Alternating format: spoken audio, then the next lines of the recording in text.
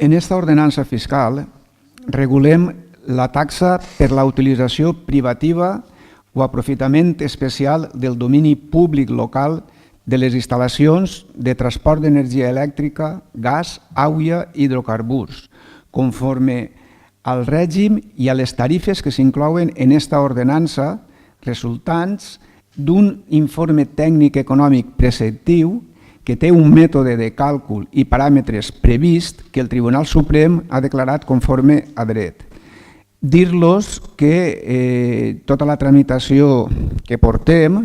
ha superat 12 recursos de cassació fins 2016, no sé si n'hauran posat més al llarg de 2017,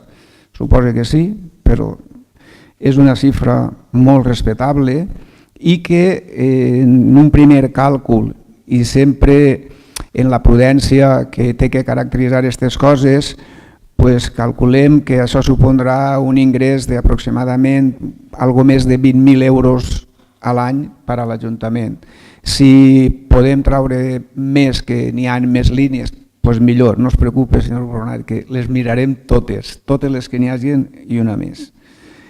És simplement fer-los veure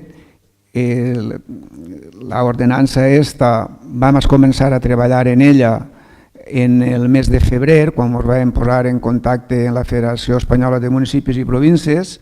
Pel mig va haver una moció d'Esquerra Unida Acord Ciutadà instant a que posàrem en marxa l'ordenança, ja vam advertir que ho teníem,